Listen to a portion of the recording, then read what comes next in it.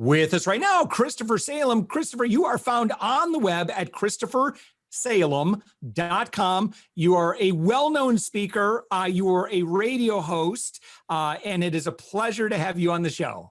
Josh, it's a pleasure to be here. Thank you for having me. So at a high level, go ahead and give us your 411, who you work with and what you do. Well, it's great. Thank you for the opportunity. I always like to start off with the why, because without the why, really think about it. People can hear what you do, but it doesn't really register until why you do what you do. So I'm a happily married man to my wife, Maria. I have a 13 going on a 14-year-old son who I'm very actively involved in his day-to-day life, including his sports. And the purpose for me is getting up each and every morning. And how do I show up to be my better self? Not the best, but how could I be better and to do my best so I can be the example for others to do the same? That reflects in my behavior, my communication, my attitude, the action that I take, and so on. So that is my why. And what I do with that as an executive coach, as a corporate advisor, trainer, professional speaker, and as a radio show host and media personality, is I go out and I work with individuals in helping them to create their own success foundations from a growth mindset, learning how to really align with their core values so that they can build and sustain their brands to the next level in order to really connect with people on why they do what they do versus just what they do. And then I do this with corporations as well in helping them to really build an interdependent work environment, because what reflects on the inside will reflect even more so on the outside in connecting with their customers and clients. Yeah. What are the consequences of not having this dialed in? Like if we have a lot of, or a lack of clarity on who we are and what we, I was just listening to a book, and they were talking about how, let's say you're a CEO and you get your authority from your position, but then outside, it's like, well, I do this, I do that, but there's, when you're outside that environment, you kind of, it's like you lose your emperor's robes, right? You just, there's a lack of alignment there. And I think as a result, it causes a lot of, you're more susceptible to burnout. You're more susceptible. Yeah. I mean, it's just, you're just unhappy, Yes. in terms of like, when you walk into a room and you know exactly who you are and you know exactly what you are there to do and who you are in the world, and it's all in alignment, like, man, that is just such a good feeling. And I think many of us flirt with that. Some of us, we got it dialed in, but I think a lot of us, when we lose that, it's real frustrating. Yeah. It's hard. So especially like in light of this past year where I think a lot of folks' lives are disrupted, it was a real test, right? It's kind of like, I was in the Navy. And so, you take a ship out for sea trials, right? This was a big sea trial here, where now you got to sit at home and do all your work, where before you used to walk around, all that other stuff. So, can you sustain in different environments based on that inner core identity?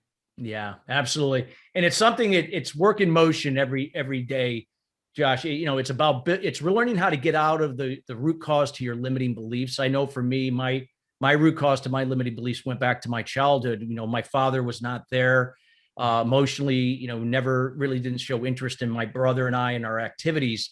So I didn't realize at the time I had this strong need for validation because I wasn't getting it from my father. So I sought it out in other people. And I didn't realize how I became a codependent as a result. I became passive aggressive in my behavior, communication, always seeking, the attention for people. So I was a pleaser. I was an enabler. I had high expectations. And I experienced this all through anger. And because I wasn't operating from my why, my purpose. I didn't even know what my values were. I ended up operating from my father's values for 30 years and didn't even know it because that was a way I thought I would get his validation. So what you said, when you could show up into a room with confidence, not in an arrogant, cocky way, but in a way that is just subtle and calm, and you know your purpose, no matter what's happening in your world, what's happening in your business, Even if there's a challenge, you embrace it. You trust the process of controlling what you can, letting go of what you can't, and just maximize what you can control.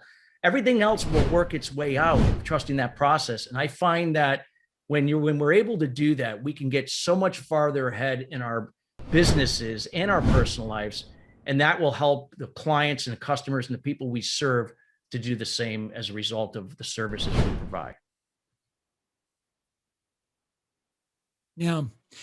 Let's say independent of this, what we've been talking about, let's say someone comes to you and they're like, Chris, I'm burnt out. Like, I feel like I just give. And like, I just don't have anything left in the tank. Like, I'm dreading going to work. Like, what kind of questions would you ask them to kind of figure out what's happening there? Sure, absolutely. Well, first of all, I would look for a way to relate and understand where they're at. Because the reality is someone is not going to really open up and find out what's really happening until you're giving them a reason why. And you have to tap into, they have to feel that you understand them on whatever level that is. So it doesn't mean that you have to have gone through the same, feel the same way they're feeling or had a similar experience. But that's what I would do. I would say to myself, I've been there before. I've been in a job where I've burned out, and might mention some things that they could feel like, yeah, you can understand where I'm coming from. And then I would just start to ask them, why do you do what you do? What brought you into this role? And why are you working with this company? And then I would ask what their values are. Sometimes you'd be shocked that most people don't even know what that is. And many times their values are complete contrast to what's happening in their workplace or the company. And just because a company says they have these values doesn't mean they practice them. I've seen that thousands of times. So it's really getting some clarity around that. See, job burnout is just means that people are caught up in most things that are beyond their control. They're doing multiple things in their jobs. They got kids at home they're trying to tend to, and they're in the past and the future in the terms of their thinking. They're not in the present moment. They're trying to control outcomes, expectations to outcomes. They're tied to that. But if they learn to release the expectation, shift your thinking into the moment. What can I do right now within my control? I can't control what my boss is going to tell me. I can't control he's going to be angry or upset at me, even though he's really upset at something else. He's probably upset at himself. I can't control his behavior. I can't control his or her attitude, the action I can only control my communication, my behavior, my attitude, my emotions, and the course action I take. If I can focus on that each and every day, trusting the process, allowing the puzzle pieces that I don't have in my possession to come into my possession, then in time I can complete my puzzle and get to the results I seek. I think when you shift your thinking away from past and the future, fear-based thinking, fixed mindset, into the present moment, growth mindset, shifting away from expectations tied to outcomes to being in the moment, trusting what you can control only, that leads to less job burnout. This is what Olympian athletes do to train for their events. They embrace to increase their mental toughness, and they embrace challenges, setbacks. They know that there's going to be a lot of things beyond their control, but if they get caught up in that way of thinking, they're just going to get thrown off their game. They're not going to break that record time. They're not going to be able to compete at that level. So these are the things that happen over time that people have to be able to take ownership over their role and duty and just do what they can in that moment, and learning how to express themselves in a different way when they feel that they're taking on too much. They have to ask. And many people are afraid to ask, fearing they may lose their job or they might be viewed as incompetent. And a lot of people, this is where a lot of people struggle with job burnout. Oh man, listen, I'll be the first to admit, you're talking about me, man. I worry way too much. Like, and like, I'm a great partner because I worry too much about the partnership. Like, I don't want to, and you said something about being a people pleaser, right? So I was a king people pleaser for 30 years. Oh man. For me, it shows up in, I worry too much about an upcoming conversation. Then in the moment, it always works out fine. It always does. Yeah. And then But then if somebody, let's say somebody, and it was something I have no control over, right? Like something that, maybe my team member did, it's disappointing or whatever, right? And sometimes they're just market things. There are things that are outside our control, right? And yet, but I'll replay if someone was disappointed in something that happened. And I was like, man, what could I have done differently? How could I have stopped? Like, but it sucks because it impacts my mental health. Like I love what I do, like 99% of what I do, but it's that 1%, man. And it's like either that fear of disappointing someone, even a family member or a coworker or a team member or a client or audience, someone in the audience, whatever. And it's like, listen, it's impossible to keep everyone happy. And that's not my job. You can't. You're never going to be everything for everyone. Josh, it took me 3 years to go through this process. 3 years. Wow. And people say that's a long time. I said, yeah, but I'll tell you, it was the best 3 years because today, the way I think, I've been doing this for 20 something years now. I did this a long time ago. I wouldn't have it any other way. I'm glad I went through all these struggles in my first 30 years of life. The only way I used to escape all the frustration and the anger was I suffered 12 years of addiction. I was addicted to, drugs, alcohol, sexual addiction. But that wasn't really my addiction. My addiction was the need for validation. It was those limiting beliefs that kept me in that cycle.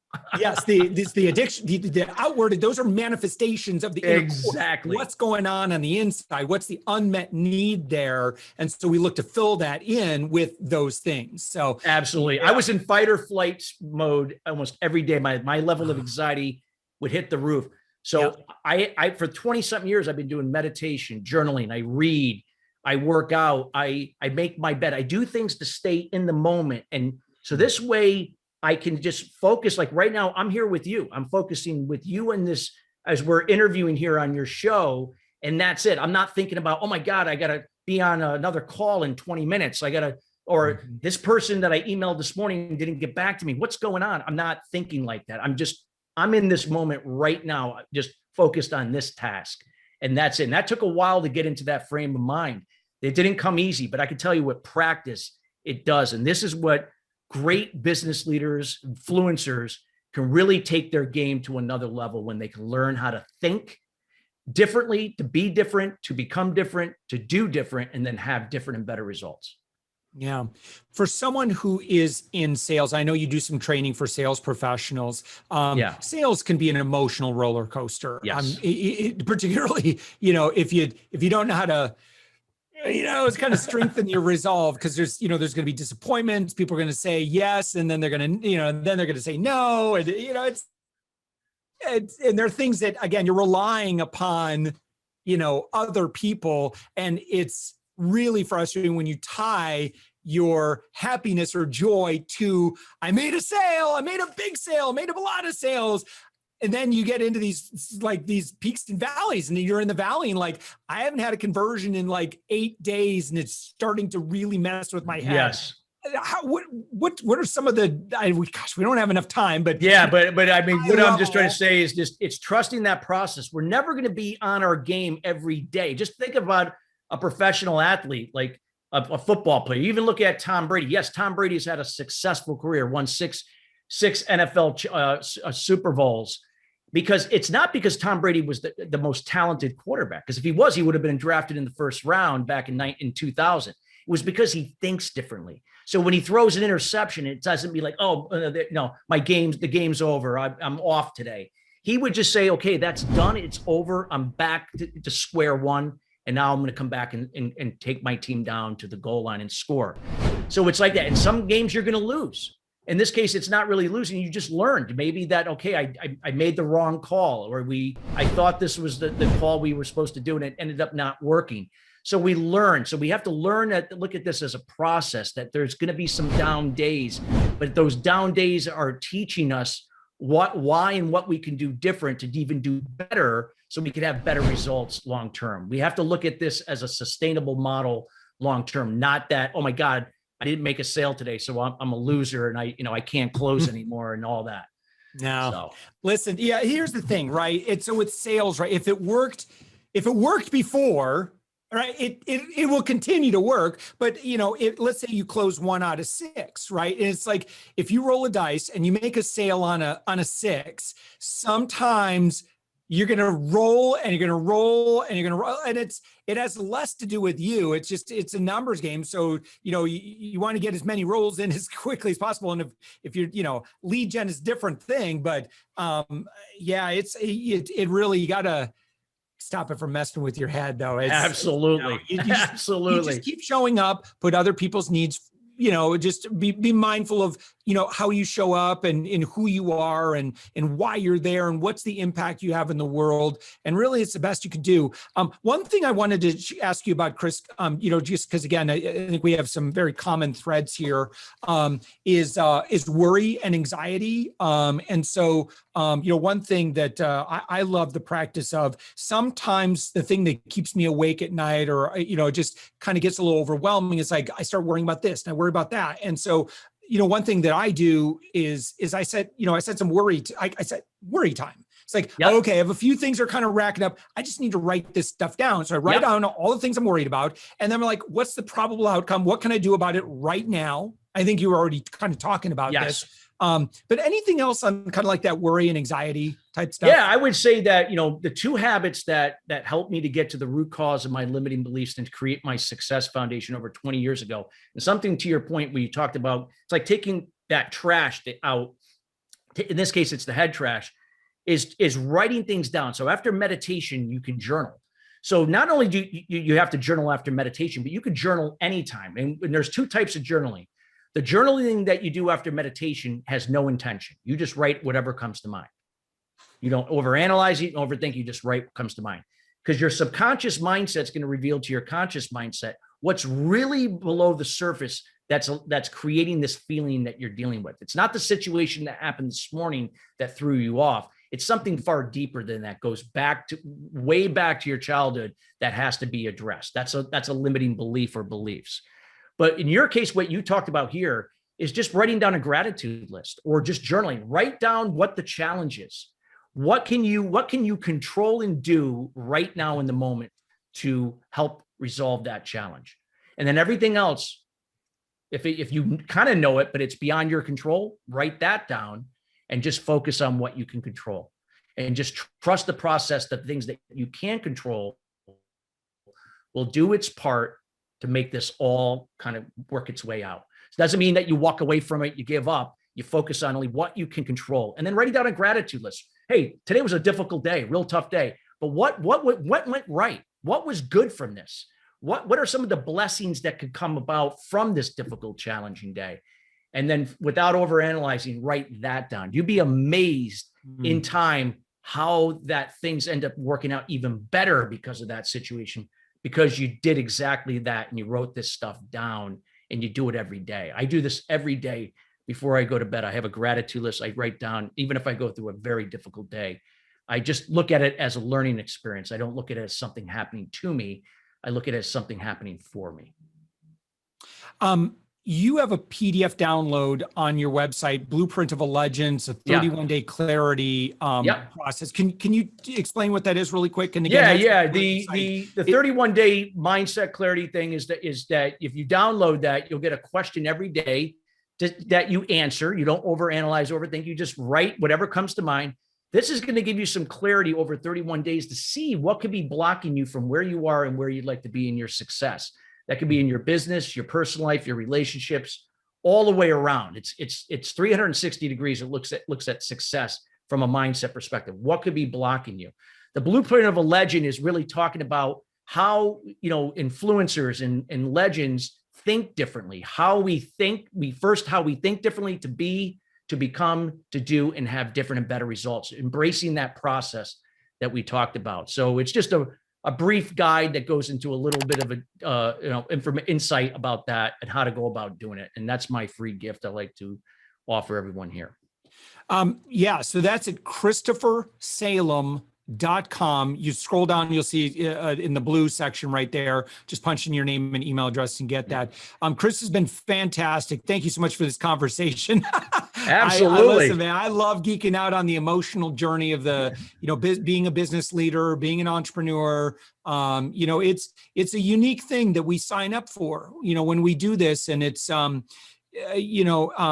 don't teach you this, and chances are your parents don't teach you this either. You just have to learn from, other folks that have been there and done that, and kind of, they've figured out some hacks for working through it. So this has been a fantastic conversation. Chris, thank you so much for joining us. Thank you so much for having me, Josh. Thank you.